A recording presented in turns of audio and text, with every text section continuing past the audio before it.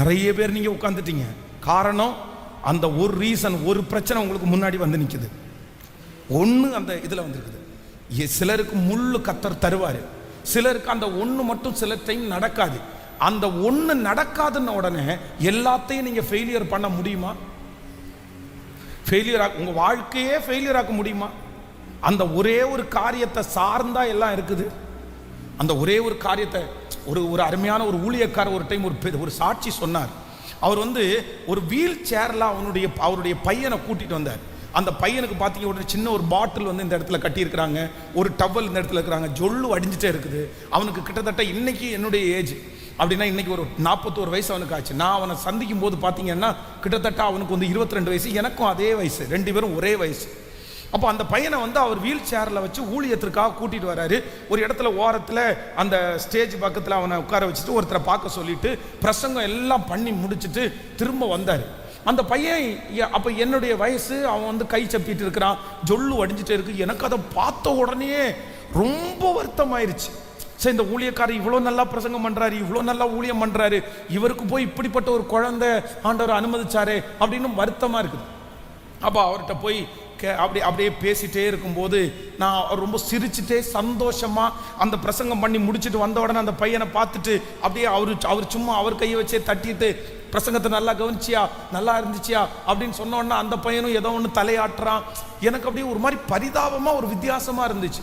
ஆனால் அவ்வளோ என்ஜாய் பண்ணி அந்த பையனோட போகலாமா இப்போ அப்படின்னு கிளப்பி கூட்டிகிட்டு போகும்போது நான் அவரிடத்துல பேசினேன்.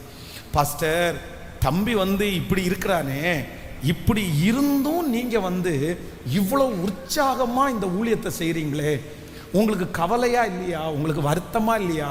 தம்பியை பார்க்கும்போது உங்களுக்கு கஷ்டமா இல்லையா அப்படின்னு கேட்குறேன். கேட்ட உடனே அவர் சொன்னாரு, இல்லை நீ கேட்கறது கரெக்ட் தான், எனக்கும் இதே மாதிரி தான் இருந்துச்சு. நானும் இந்த பிள்ளை பிறந்த உடனே அவனுடைய 5வது வயசுல இப்படின்னு கண்டுபிடிச்சிட்டேன். அதுக்கப்புறம் இவனுடைய வாழ்க்கையே வீல் சேர் தான் அப்படின்னு நினச்சிட்டு அவனுடைய 10 வயசு வரைக்கும் பார்த்தேன்னா நான் எதுவுமே பண்ண முடியல. எனக்கு டெய்லி கவலையாக இருக்கும். அவன் மேலே கை வச்சு ஜெபம் பண்ணுவேன், அடுத்த நாள் விடுதலை ஆகும்னு பார்ப்பேன், அடுத்த நாள் விடுதலை ஆகாது. 1 மாதம் ஜெபம் பண்ணுவேன், 40 நாள் உபவாசம் விட்டு ஜெபம் பண்ணுவேன், அவனுக்கு மாற்றம் எதுவுமே வராது. இதனால ரொம்ப வெக்ஸ் ஆகி 5 வருஷம் அந்த பையனுடைய 10 வயசு வரைக்கும் அவருக்கு சுகர் வந்துருச்சு, ப்ரெஷர் வந்துருச்சு. நான் நாளுக்கு நாள் இவனை பார்த்து அப்படியே ரொம்ப டவுன் ஆயிட்டேன்.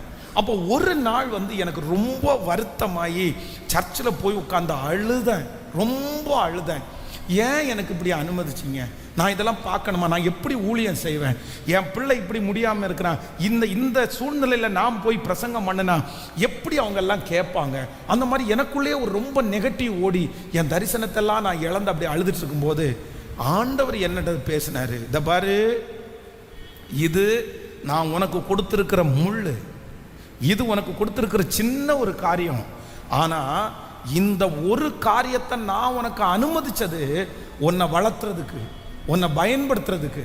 ஆனா பிசாசு உன்னை இதை அழிக்கிறதற்காக பயன்படுத்துறான். இப்போ இந்த பிரச்சனை உன்னை அழிக்கணுமா உன்னை பயன்படுத்தணுமா அப்படின்னு ஒரு கேள்வி கேட்டது மாதிரி ஒரு வார்த்தை வந்த உடனே, இல்லை இந்த காரியம் என்னை அழிக்கக்கூடாது, என்னை பயன்படுத்தணும். உடனே ஆண்டவர் சொன்னாராமா, நீ எழும்பு, தூசியை உதறிவிட்டு எழும்பு. இதுவரைக்கும் அந்த பையனை சோகமா பார்த்தல, இனி சோகமா பார்க்கக்கூடாது.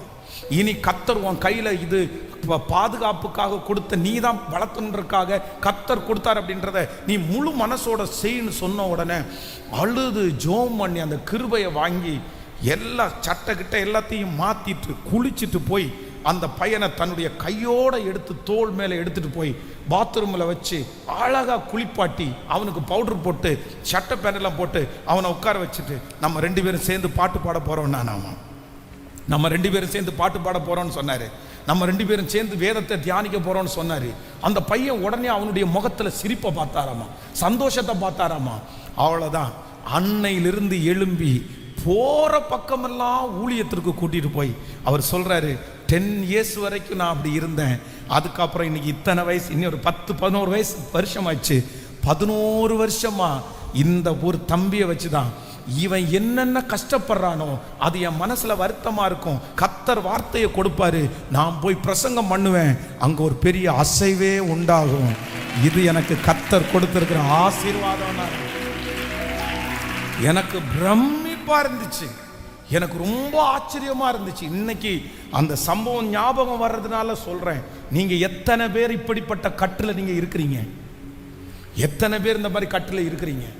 இந்த மாதிரி கட்டுல கட்டி வச்சிருக்கிறவன் சத்ரு. நீங்க அதை நினைக்கவே கூடாது. நீங்க அது நினைக்கவே கூடாது. கர்த்தர் உங்களுக்கு தரணும்னு நினைச்சாருன்னா இத்தனை நாள் நீங்க ஜெபம் பண்ண ஜெபத்தை கர்த்தர் கேட்கலையா? நீங்க எத்தனையோ ஜெபம் பண்ணிட்டீங்க, அந்த ஜெபம் கர்த்தர் சமூகத்துல போய் எட்டிருச்சு. கண்டிப்பா கர்த்தர் நினைக்கிற நாட்களில் பதில் வரும். கர்த்தர் சொல்லுகிற நாட்களில் பதில் வரும். நீங்க அதை மறந்துருங்க. நீங்க விஷன்ல கான்சன்ட்ரேட் பண்ணுங்க. நீங்க உயர்வில் கான்சன்ட்ரேட் பண்ணுங்க. நீங்க வேலையில கான்சன்ட்ரேட் பண்ணுங்க. கர்த்தர் உங்களுக்கு கொடுத்திருக்கிற தரிசனத்துல கான்சன்ட்ரேட் பண்ணுங்க. நீங்க இத திரும்பி பார்க்காதீங்க. இத பார்த்து சோர்ந்து போகாதீங்க. கர்த்தர் சொல்லுகிறார், நீ முன்னோக்கி பார். ஹல்லேலூயா.